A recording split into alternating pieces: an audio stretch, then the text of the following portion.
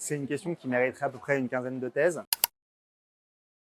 Mais disons, globalement, en tout cas moi l'impression que j'en ai, c'est qu'on est passé du rêve d'un réseau social ou de quelques réseaux sociaux qui connecteraient l'ensemble de l'humanité ou une grande partie de l'humanité, ce qui était un peu le rêve de Facebook, quoi, Connecting People, à une fragmentation. Fragmentation à plein d'égards, ça que à la fois une fragmentation évidemment régionale, mais ça c'est l'ensemble de l'internet qui s'est aussi fragmenté de cette manière-là, avec d'abord des créations locales, etc. Puis après aussi une fragmentation d'usage, avec des réseaux sociaux qui sont spécialisés, ceux qui commencent par l'image, ceux qui commencent par le texte, ceux qui déroulent des vidéos, ceux qui permettent d'agir, ceux dans lesquels on écrit, ceux dans lesquels on commente beaucoup plus, etc. Voilà, donc une fragmentation énorme des usages. Et alors évidemment, avec une fragmentation aussi politique, ce qui s'est passé avec X, on peut le voir comme ça, c'est-à-dire que tout à coup, et c'est un cas très intéressant, c'est un cas où il y a tout à coup une sorte de spécialisation politique qui s'opère avec un réseau social qui est pris par une certaine manière de voir le monde, qui va un peu à l'inverse de ce que c'était que l'idée du réseau social, où c'était au contraire un lieu de partage des visions du monde. Bon, ça n'a jamais été vraiment ça, mais disons que c'était ça un peu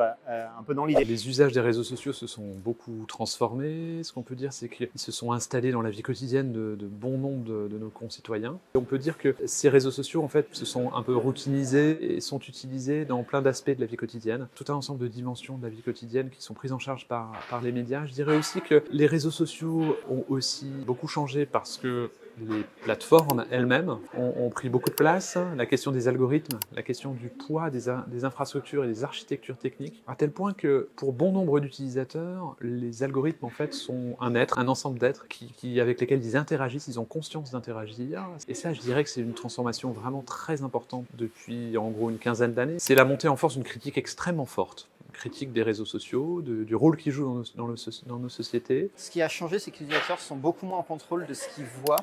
Il y a beaucoup plus d'algorithmes qui poussent des publications qui sont le choix des réseaux sociaux, qui ne sont plus forcément le choix de ce que les utilisateurs et utilisatrices veulent voir sur le réseau, que ce soit sous la forme de publicité, de contenu sponsorisé, de flux algorithmiques et tout ça. Et c'est, je pense, le principal changement des 5 dernières années, qui est probablement lié au fait que les réseaux sociaux sont devenus des espaces de plus en plus commerciaux qui ont des besoins de rentabilité.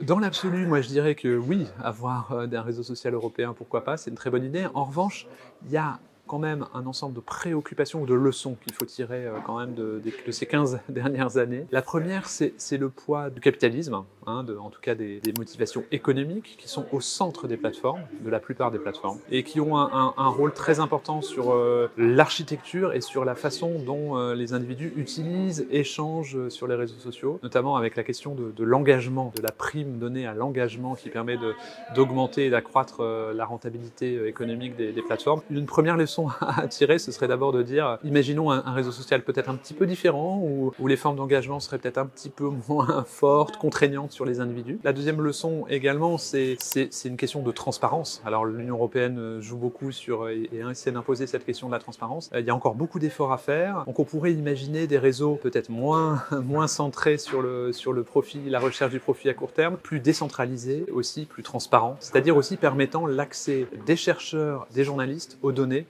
afin de pouvoir les surveiller, parce que les plateformes sont devenues très importantes et évidemment il y a un besoin citoyen de surveillance de ces plateformes.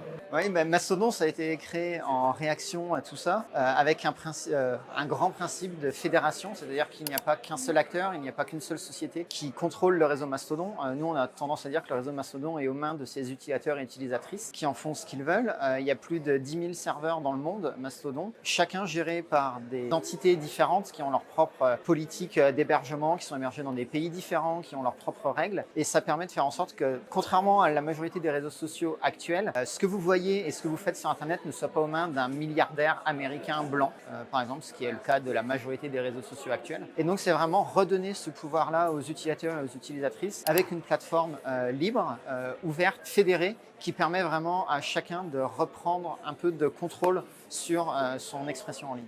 Je verrais deux manières de répondre à votre question. Alors on pourrait dire oui, c'est intéressant, et dans ce cas-là, en fait, ce qu'on fait, c'est qu'on prend acte de cette fragmentation et on dit voilà, qu'est-ce que ce serait qu'un réseau social qui représenterait les valeurs européennes, bon, sachant que dans l'Europe, il y a Viktor Orban et le gouvernement espagnol qui ne sont pas exactement sur les mêmes valeurs. Mais disons que on pourrait imaginer que selon, je sais pas, des principes, on prendrait RGPD, IAACT, enfin des gros trucs comme ça, qui sont à peu près des principes communs, puis on essaierait de les convertir dans une forme de réseau social, donc de modération, donc de type d'organisation, de type de prise de parole, etc. Bon voilà. Et là, on prendrait acte de cette extrême fragmentation des réseaux pour dire qu'est-ce que c'est, comment on a envie de construire une agora européenne selon des valeurs européennes. Bon, ça, ce serait une réponse à votre question. Après, il y aurait une autre question en fait derrière qui est est-ce qu'on a encore envie, besoin des réseaux sociaux. Voilà, moi, sans avoir aucun argument vraiment de poids ou très rationnel, j'ai l'impression que l'extrême fragmentation, en fait, aboutit à l'inverse de ce que c'est l'idée des réseaux sociaux. Enfin, voilà. Après, c'est des petits trucs, enfin des sortes de petits intranets, je sais pas comment le dire, quoi, à des échelles plus ou moins locales, avec des usages plus ou moins locaux, etc.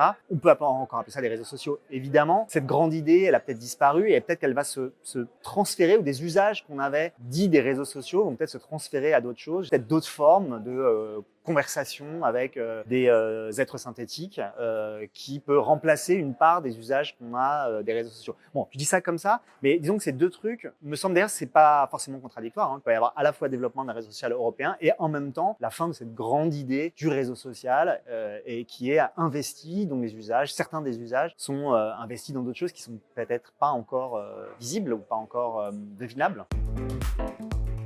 Sciences Po.